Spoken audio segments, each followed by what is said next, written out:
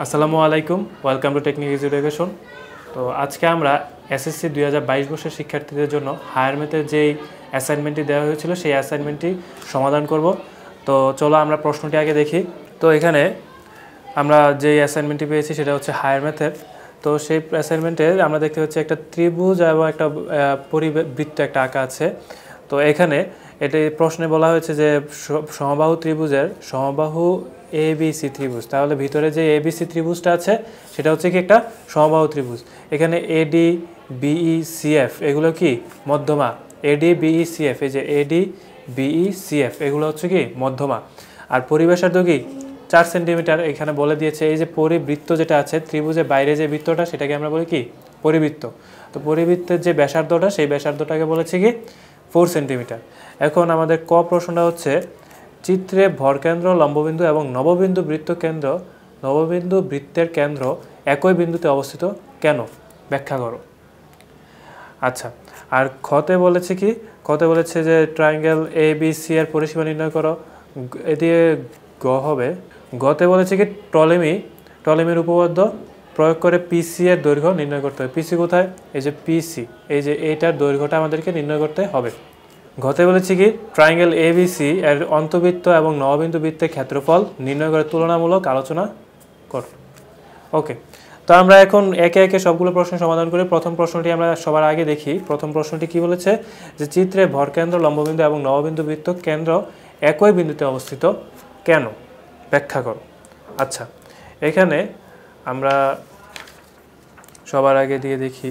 আমরা জানি এবিসি মধ্যমাত্রয়ের যে বিন্দুতে পরস্পরকে ছেদ করে তাকে কি বলে, ভরকেন্দ্র বলে। ভরকেন্দ্র হচ্ছে এই যে আমাদের যে চিত্রটা দিয়েছিল সেই চিত্রে এইখানে দেখো এডি বিই সিএফ এই তিনটে কি মধ্যমা বলেছে। তাহলে এই মধ্যমাগুলো যে বিন্দুতে ছেদ করে সেটা হচ্ছে কি ও বিন্দু। এই মধ্যমাত্রায় যে বিন্দু ছেদ করে সেটাকে আমরা বলি ভরকেন্দ্র।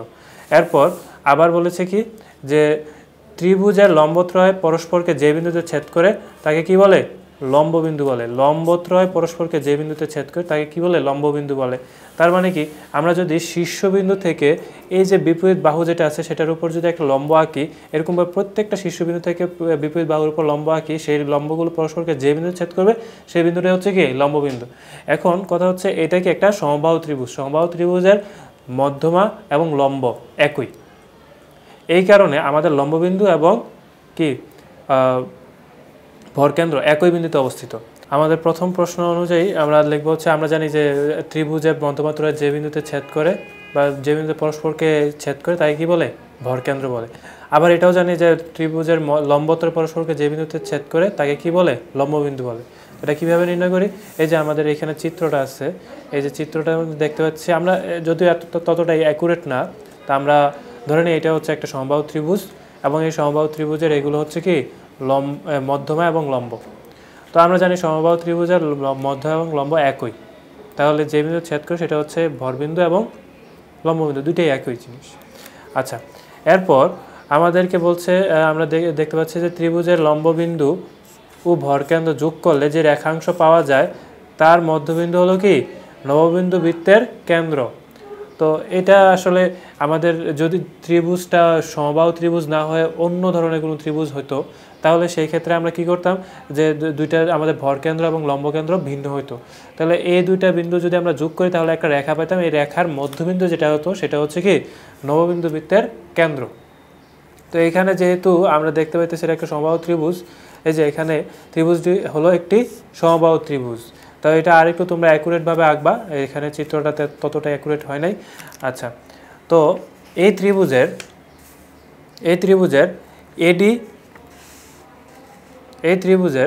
এডি বিই সিএফ লম্বত্রয় পরস্পরকে ও বিন্দুতে ছেদ করে, এডি বিই সিএফ লম্বত্রয় পরস্পরকে ও বিন্দুতে ছেদ করে, এই যে এডি বিই সিএফ এই লম্বগুলো পরস্পরকে ও বিন্দুতে ছেদ করে, এটাকে আমরা ও বললাম, ও বিন্দুতে ছেদ করে। ওকে, তো যা ত্রিভুজটির একটি লম্ববিন্দু। ওকে, এরপর দেখো আবার যেহেতু এবিসি একটি সমবাহু ত্রিভুজ, এই যে আমরা জানি যে এটা একটা সমবাহু ত্রিভুজ, সেহেতু ত্রিভুজটির লম্বত্রয় হবে তার মধ্যমাত্রয়। আমরা এটা একটু আগেই বলেছিলাম যে আমাদের সমবাহু ত্রিভুজের কি হয়, লম্ব এবং মধ্যমা একই, এটার কারণে আমাদের লম্বত্রয় যেটা সেটাই হবে মধ্যমাত্রয়। আর তাহলে কি বুঝতে পারতেছি আমরা? তাহলে আমরা বুঝতে পারতেছি ট্রায়াঙ্গেল এবিসি ত্রিভুজের ভরকেন্দ্র হলো লম্ববিন্দু ও। ভরকেন্দ্র কি? আমাদের লম্ববিন্দু ও। এই তার মানে কি আমাদের এই যে ভরকেন্দ্র এবং লম্ববিন্দু দুইটাই কি সেম। ওকে, এরপর দেখো, এরপর হচ্ছে যেহেতু এবিসি সমবাহু ত্রিভুজের ভরকেন্দ্র ও লম্ববিন্দু একই, আমরা একটু আগে বুঝতে পারলাম এটা, সুতরাং ত্রিভুজটির নববিন্দু বৃত্তের কেন্দ্র ও বিন্দুতে অবস্থিত। নববিন্দু বৃত্তের কেন্দ্র ও বিন্দুতে অবস্থিত। কেন? কারণ আমরা তো একটু আগে বলতেছিলাম যে ভরকেন্দ্র আর লম্ব কেন্দ্র দুইটা কি পরস্পর, যদি সমবাহু ত্রিভুজ না হতো তাহলে দুই জায়গায় হতো, দুই বিন্দু হতো, তখন দুইটা রেখাকে যদি আমরা যোগ করতাম তাহলে তাদের মধ্যবিন্দুটা হতো নববিন্দু বৃত্ত। এখন যখন বলতেছে দুইটা বিন্দু সেম একই, তাহলে আর মধ্যবিন্দু কোথায় হবে? এই বিন্দুটাই হবে। ওকে, তাহলে আমরা প্রমাণ করতে পারলাম যে প্রশ্নে কি বলেছিল যে লম্বকেন্দ্র, ভরকেন্দ্র, লম্ববিন্দু এবং নববিন্দু বৃত্তের কেন্দ্র একই বিন্দুতে অবস্থিত। ভরকেন্দ্র, লম্ববিন্দু এবং নববিন্দু বৃত্তের কেন্দ্র একই বিন্দুতে অবস্থিত। এটা ব্যাখ্যা করতে, কেন এটা ব্যাখ্যা করার জন্য সেটা আমরা বুঝতে পারলাম এখন। এবার খ প্রশ্নে কি? খ প্রশ্নে বলেছে ট্রায়াঙ্গেল এ বি সি এর পরিসীমা নির্ণয় করো। আচ্ছা, তবে আমাদেরকে এখানে কি করতে হবে? সবার আগে আমাদেরকে কিছু জানতে হবে যে এটা হচ্ছে একটা সমবাহু ত্রিভুজ। এটা হচ্ছে একটা সমবাহু ত্রিভুজ। এই সমবাহু ত্রিভুজের দেখা যাচ্ছে এটা একটা সমবাহু ত্রিভুজ। এই সমবাহু ত্রিভুজের প্রত্যেকটা বাহুই কি আমরা জানি যে সমান। ওকে, এখন আমাদেরকে সমান হলে আমাদের বাহু দৈর্ঘ্য নির্ণয় করতে হবে। আচ্ছা দেখি আমরা এখানে খতে কি বলেছে, মধ্যমার দৈর্ঘ্য নির্ণয় করো এবং ত্রিভুজের পরিসীমা নির্ণয় করবে। মানে এটা একটু বলে দিয়েছে কিভাবে করবে।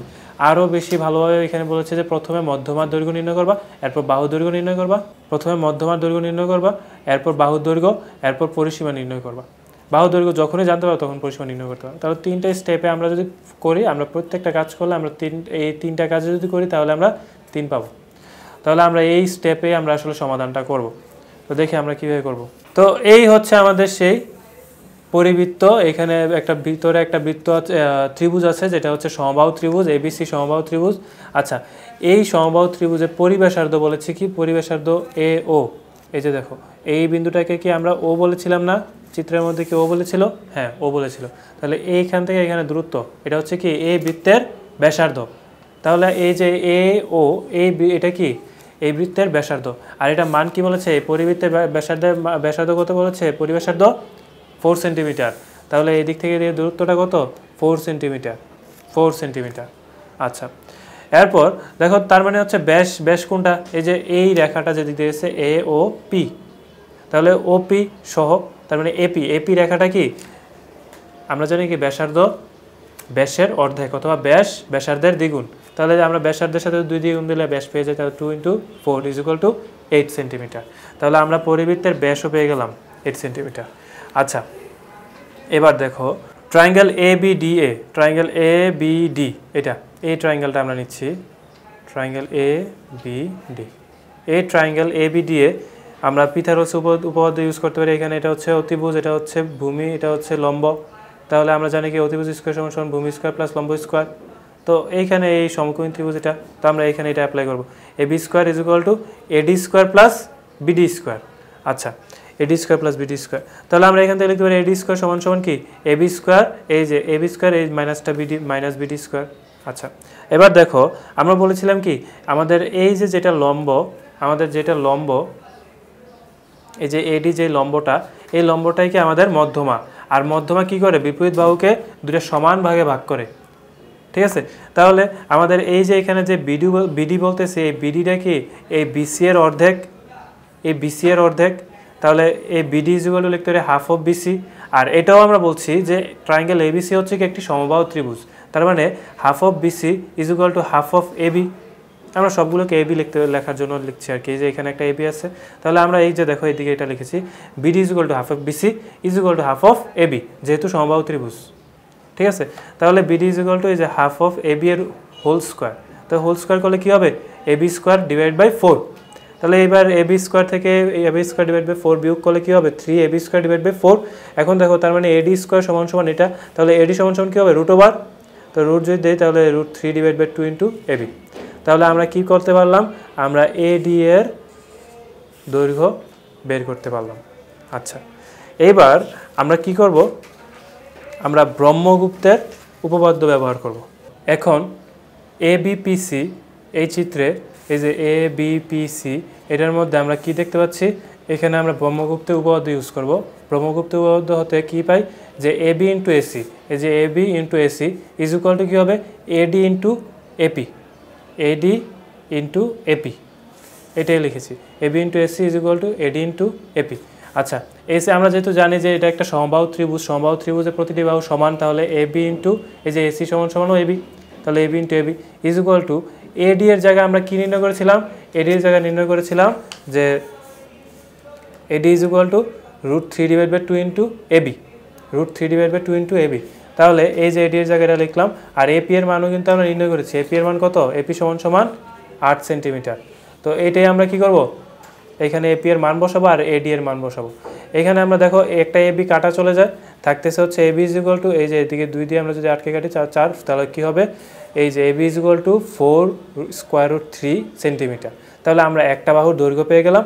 আর আমরা জানি কি ত্রিভুজের সমবাহু ত্রিভুজের পরিসীমা সমান সমান কি প্রতিটি বাহুর যোগফল অর্থাৎ 3ab। তাহলে এটাই লিখেছি ট্রায়াঙ্গেল এবিসি এর পরিসীমা ইজ ইকুয়াল টু 3ab, যেহেতু সমবাহু ত্রিভুজ is equal two 3 into 4√3 is equal two 12√3। আশা করি তোমরা খ প্রশ্নটি বুঝতে পেরেছো। এবার আমরা গ প্রশ্নের উত্তরে চলে যাই। গ প্রশ্ন বলেছে টলেমির উপপাদ্য প্রয়োগ করে পিসি এর দৈর্ঘ্য নির্ণয় করতে। টলেমির উপপাদ্য প্রয়োগ করে আমরা এই যে পিসি আছে এই পিসিটার দৈর্ঘ্য নির্ণয় করবো আমরা। আচ্ছা, তো দেখো আমাদেরকে কিছু ইনস্ট্রাকশনও দেওয়া আছে এখানে কিভাবে নির্ণয় করতে পারবো আমরা। এই যে ইনস্ট্রাকশনটা কি, এই যে দেখো সমতা ব্যবহার করে সর্বসমতা ব্যবহার করে PB is equal to PC প্রমাণ করবো আমরা সবার আগে। তা এই যে PB is equal to PC AB এই যে PB is equal to PC প্রমাণ করব। তারপরে হচ্ছে আবার এখানে বলেছে যে টলেমি উপপাদ্য ব্যবহার করে পিসি এর দৈর্ঘ্য নির্ণয় করবো। আর এখানে কিছু ধাপ বলেছে যে এবি এর দৈর্ঘ্য নির্ণয় করো, আর সরি এপি এর দৈর্ঘ্য নির্ণয় করো। এপি এর দৈর্ঘ্য কিন্তু আমরা এই যে খতেই নির্ণয় করেছিলাম। তারপরে হচ্ছে এই যে এপি এর দৈর্ঘ্য নির্ণয় ও পিবি ইজ ইকুয়াল টু পিসি দেখাবো, আর টলেমি উপপাদ্য ব্যবহার করে পিসি এর দৈর্ঘ্য নির্ণয় করবো। এগুলোই এখন আমরা নির্ণয় করি। এই যে দেখো এখানে চিত্রটা এঁকেছি। আচ্ছা, দৈর্ঘ্য নির্ণয় করি অথবা উপপাদ্য নির্ণয় করি, এই ধরনের প্রশ্নগুলো যদি আমরা দেখি তাহলে আসলে চিত্র ততটাও একুরেট হওয়া লাগে না। সম্পাদ্যের মধ্যে হচ্ছে চিত্রটাই মেইন। এই কারণে আসলে আমরা গত পূর্ববর্তী অ্যাসাইনমেন্টের মধ্যে কিভাবে চিত্রটা আঁকতে হয় সেটা সম্পাদ্যের সময় দেখিয়েছিলাম, কিন্তু উপপাদ্য যখন ছিল তখন কিন্তু আসলে দেখায়নি, কারণ চিত্রটা এদিকে মেইন না। আমাকে যেভাবে আঁকতে বলেছে সেভাবে এঁকে দিলেই চলবে, ঠিক আছে? তাও চেষ্টা করতে হবে যেন একুরেটটা হয়। আর এই কারণে আসলে উপপাদ্য হলে চিত্রটা আমরা একুরেট কীভাবে এঁকেছি সেটা দেখাইনি, কিন্তু সম্পাদ্যের মধ্যে চিত্র কীভাবে এঁকেছি সেটা দেখানো দরকার, এই কারণে আমরা দেখিয়েছি, ঠিক আছে? এখন দেখো এইটাও একটা নির্ণয় করতে হবে দৈর্ঘ্য, সো এত একুরেট চিত্র লাগবে না, জাস্ট এই চিত্রটা আমাদেরকে দৈর্ঘ্য নির্ণয় করতে হেল্প করবে, ঠিক আছে? আমাদের বুঝতে প্রশ্নটা বুঝতে হেল্প করবে, এই কারণে চিত্রটা এঁকে নিয়েছি। আচ্ছা, এখানে দেখো ট্রায়াঙ্গেল বিপিডি, এই যে ট্রায়াঙ্গেল বিপিডি, এই ট্রায়াঙ্গেল এবং ট্রায়াঙ্গেল সিপিডি, এই ট্রায়াঙ্গেল, এই দুইটা ট্রায়াঙ্গেলের মধ্যে আমরা কি করব, সর্বসমতা প্রমাণ করব। তো দেখি আমরা সর্বসমতা হয় কিনা। এই দেখো এখানে BD is equal to CD, অবশ্যই BD is equal to CD, কারণ কি এটা একটা লম্ব মধ্যমা, ঠিক আছে? সমবাহু ত্রিভুজের একটা মধ্যমা কি করে, বিপরীত বাহুকে সমান দুইটা ভাগে ভাগ করে, তাহলে BD is equal to CD. আচ্ছা, আর পিডি কি, অবশ্যই সাধারণ বাহু, দুইটা ত্রিভুজের পিডি সাধারণ বাহু। আর হচ্ছে দেখো এই যে এইটা কি, আমরা জানি কি সমবাহু ত্রিভুজের মধ্যমাই লম্ব, তাহলে লম্ব কি করে, সমকোণে বিভক্ত করে। তার মানে কি triangle BDP is equal two triangle CDP, এই যে triangle BDP is equal two triangle CDP, সমকোণ বলে। আচ্ছা, সুতরাং তার মানে আমরা তিনটা জিনিস সমান প্রমাণ করতে পারছি। দ্যাট মিনস এই ত্রিভুজ দুইটা কি সর্বসম, এই দুইটা ত্রিভুজ কি সর্বসম ত্রিভুজ। আর যখনই সর্বসম ত্রিভুজ বলতে পারবো তখন আমরা এই দুইটা ত্রিভুজের মধ্যে সমান সমানের একটা সম্পর্ক আমরা ক্রিয়েট করতে পারবো। সেই সম্পর্কটা কি, সেই সম্পর্কটা আমরা বলছিলাম ওই যে প্রশ্নের মধ্যে বলেছিল পিবি ইজ ইকুয়াল টু পিসি। দেখো দেখো তার মানে আমরা বলতে পারবো PB is equal to PC, PB is equal two, তার মানে আমরা বলতে পারবো পিবি ইজ ইকুয়াল টু পিসি, ঠিক আছে? এটাই লিখেছি আমরা সর্বসম প্রমাণ করার পর। সুতরাং PB is equal to PC. এখন দেখো এই যে এ বি পি সি বৃত্তস্থ চতুর্ভুজে AP is equal to 8 centimetre, এটা কি করেছিলাম আমরা পূর্ববর্তী প্রশ্নে নির্ণয় করেছিলাম এপি ইজ ইকুয়াল টু কত। আর কর্ণ বিসি ইজ ইকুয়াল টু, দেখো কর্ণ বিসি, এই যে এ বি সি চতুর্ভুজে এই তো আমরা এপি এর দৈর্ঘ্য নির্ণয় করেছিলাম, এটা 8 সেন্টিমিটার। তারপর আবার বিসি কিন্তু বাহুর দৈর্ঘ্য। আচ্ছা, আমরা কিন্তু এ বি এর দৈর্ঘ্য নির্ণয় করেছিলাম। তার মানে কি এ বি এর দৈর্ঘ্য ইজ ইকুয়াল টু বিসি এর দৈর্ঘ্য। তার মানে এ বি এর দৈর্ঘ্য ছিল কি 4√3, তার মানে বিসি দৈর্ঘ্য কি 4√3। তাহলে এই চতুর্ভুজের দুইটা কর্ণ এপি আর বিসি, এই দুটো কর্ণের দৈর্ঘ্য আমরা জানি। সেই কর্ণ দুটা কি দৈর্ঘ্য কি, এই যে কর্ণ এপি সমান সমান 8 সেন্টিমিটার এবং কর্ণ বিসি সমান সমান 4 সেন্টিমিটার। এবং এ বি বাহু, দেখো এ বি বাহু এবং এসি বাহু এই দুটা দৈর্ঘ্য কিন্তু আমরা নির্ণয় করেছিলাম। এই যে এ বি বাহু এবং এসি বাহু এগুলো 4√3 হবে, এই যে 4√3 সেন্টিমিটার। আচ্ছা, আমরা টলেমির উপপাদ্য এবার ইউজ করব। টলেমির উপপাদ্যটা কী ছিল সেটা আগে জানি। টলেমির উপপাদ্য বলেছে যে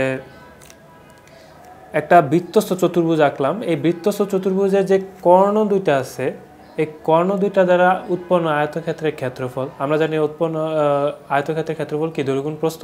তাহলে এই কর্ণ একটাকে দৈর্ঘ্য দিলাম আর একটাকে প্রস্থ দিলাম, এই দৈর্ঘ্য গুণ প্রস্থ ইজ ইকুয়াল টু, অর্থাৎ এপি গুণ বিসি ইজ ইকুয়াল টু কী হবে, বিপরীত বাহুদ্বয়ের গুণফল, অর্থাৎ বিপরীত বাহুদ্বয় দ্বারা গঠিত আয়তক্ষেত্রের সমান সমষ্টির সমান। ঠিক আছে, দেখো এই দুইটা বাহু দ্বারা গঠিত আয়তক্ষেত্র এর ক্ষেত্রফল প্লাস এই দুইটা বাহু দ্বারা গঠিত আয়তক্ষেত্রের ক্ষেত্রফল, এই যে দুইটা ক্ষেত্রফল, এই দুইটা ক্ষেত্রফলকে যদি যোগ করি তাহলে এটা হবে কর্ণদ্বয় দ্বারা গঠিত আয়তক্ষেত্রের ক্ষেত্রফলের সমান। অর্থাৎ এপি গুণ BC is equal to A B গুণ পিসি ইজ প্লাস এসি গুণ বিপি অথবা পিবি। এটাই কিন্তু আমরা লিখেছি টলেমির উপপাদ্য অনুসারে কি এপি গুণ বিসি, চিত্রের সাথে তোমরা মিলিয়ে নিও, এপি গুণ BC is equal to AP গুণ পিসি প্লাস এসি গুণ পিবি। ঠিক আছে, দেখো এদিকে এপি এর মান জানি, বিসি এর মান জানি, তারপরে হচ্ছে এই যে দেখো এবি এর মান জানি, এবং আমরা কিন্তু সর্বসম প্রমাণ করে বলেছিলাম যে পিবি ইজ ইকুয়াল টু পিসি। তাহলে আমরা এখানে পিসি তো আছে, দেখো পিবি ইজ ইকুয়াল টু পিসি লিখতে পারি, যেহেতু পিবি ইজ ইকুয়াল টু পিসি এটা লিখে দিয়েছি।